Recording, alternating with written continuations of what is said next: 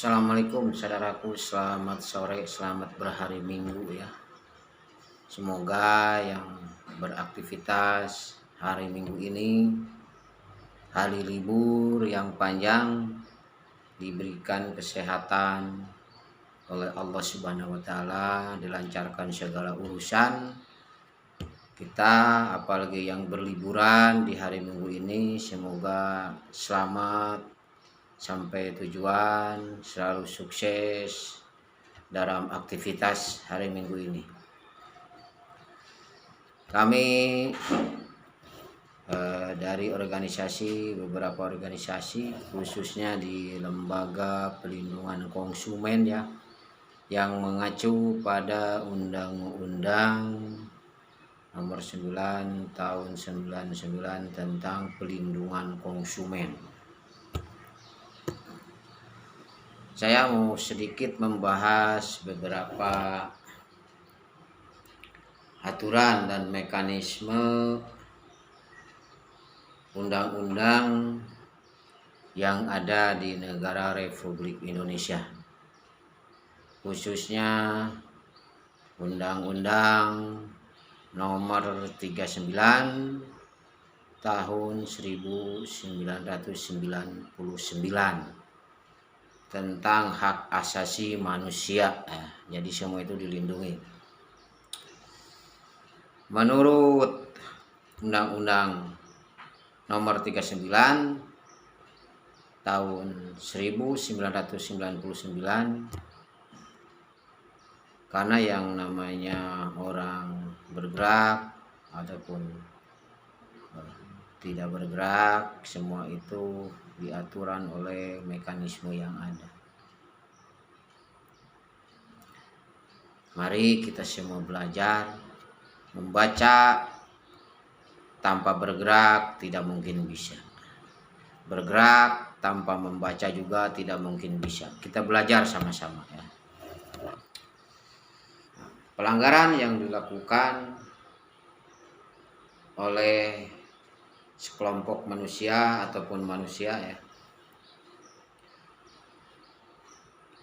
Hak asasi manusia adalah setiap perbuatan seseorang atau kelompok orang yang termasuk aparat negara, baik itu sengaja maupun tidak disengaja, ataupun kelalaian, membatasi dan atau mencabut hak asasi manusia atau kelompok yang dijamin oleh undang-undang ini, dan tidak mendapatkan atau dikhawatirkan tidak akan memperoleh penyelesaian hukum yang adil dan benar berdasarkan mekanisme hukum yang berlaku di negara Republik Indonesia. Secara sederhana, HAM adalah suatu yang seharusnya dilindungi, dijaga, dan dijunjung tinggi oleh setiap manusia dengan negara sebagai penjaminnya. Jika HAM seseorang tidak dijaga, dilindungi, dihormati, bahkan sampai dicabut atau diabaikan, maka artinya terjadi pelanggaran HAM. Banyak di Indonesia ya, negara hukum tapi kadang-kadang tidak dipakai. Mari kita evaluasi sama-sama ya. Jenis-jenis pelanggaran hukum ataupun pelanggaran HAM ya. 1. Pelanggaran HAM biasanya adalah kasus pelanggaran HAM yang ringan dan tidak sampai mengancam keselamatan jiwa orang lain. Namun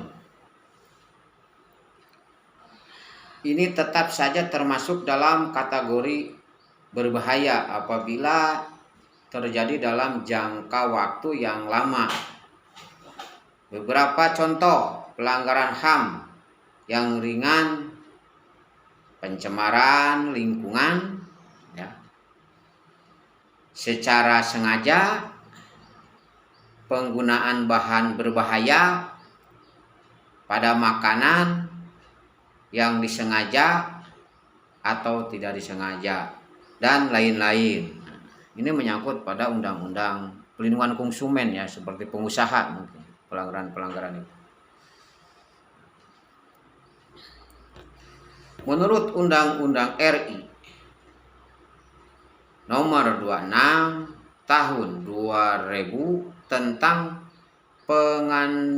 pengandalian HAM, pelanggaran HAM berat dapat diklarifikasikan menjadi dua ya, yaitu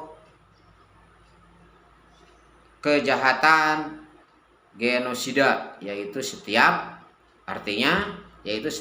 perbuatan yang dilakukan dengan maksud menghancurkan atau memusnahkan seluruh atau sebagian kelompok bangsa, ras, kelompok etnis atau kelompok agama ya. Yang kedua, kejahatan kemanusiaan, yaitu setiap perbuatan yang dilakukan dengan maksud menghancurkan atau memusnahkan seluruh atau sebagian kelompok bangsa, ras, kelompok etnis, itu kejahatan kemanusiaan. Perbuatan yang dilakukan sebagai dari serangan yang meluas atau sistematik.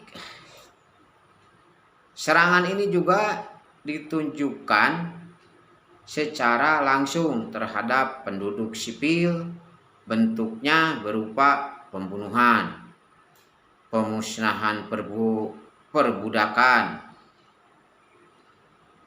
pengusiran atau pemindahan penduduk secara paksa, perampasan kemerdekaan orang lain, dan masih banyak lagi ya. Itu HAM. Jadi semua itu dilindungi oleh hukum dan HAM.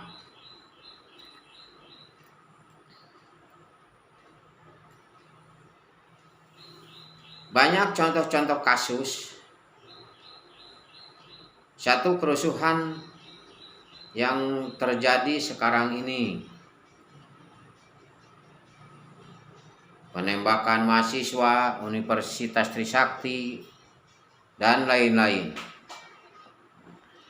Kasus ini memvonis 2 terdakwa dengan hukuman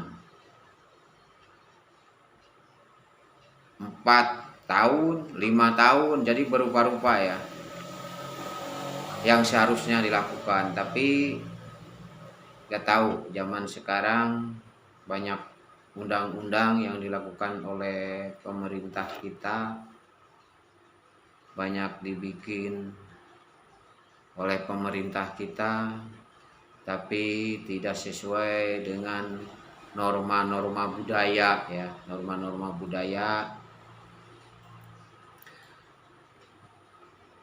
Padahal undang-undang ini dibikin dengan sesuai ya.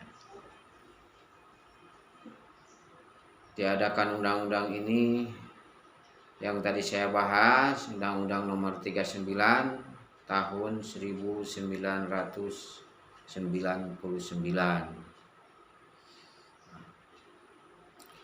Jadi keberadaan manusia sebagai makhluk Tuhan yang Maha Esa memerlukan anugerah yang wajib dihormati, dijunjung tinggi, dan dilindungi oleh negara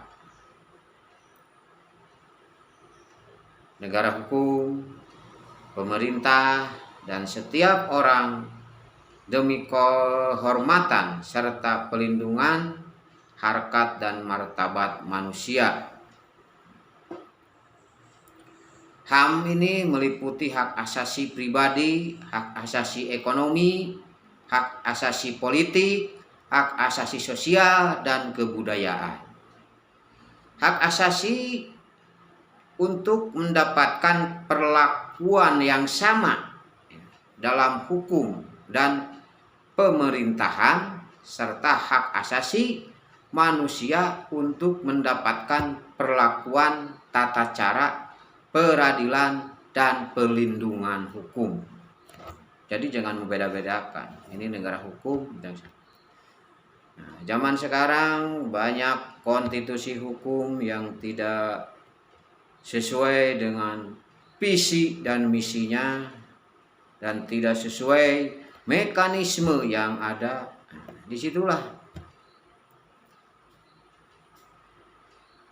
padahal kewajiban pemerintah yang ada itu kewajiban ya, untuk membina, mengevaluasi keadaan-keadaan sekarang, apalagi sekarang lagi krisis besar, udah hampir 2 tahun lebih ya, di bencana COVID-19.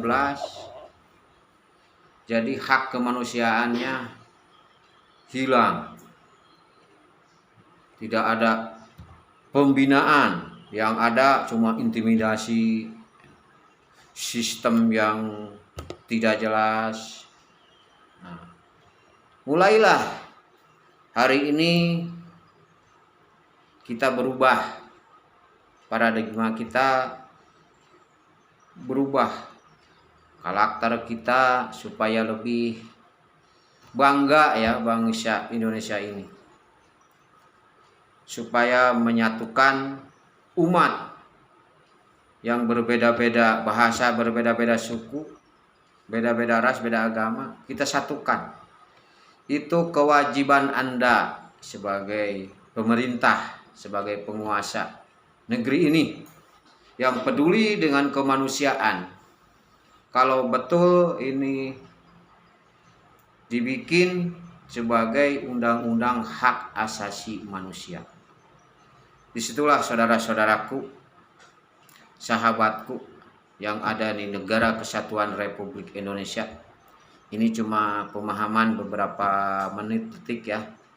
Saya mohon maaf bila ada kesalahan dalam berkata ataupun perilaku saya sebagai masyarakat biasa, untuk evaluasi keseluruhnya. Jangan membeda-bedakan.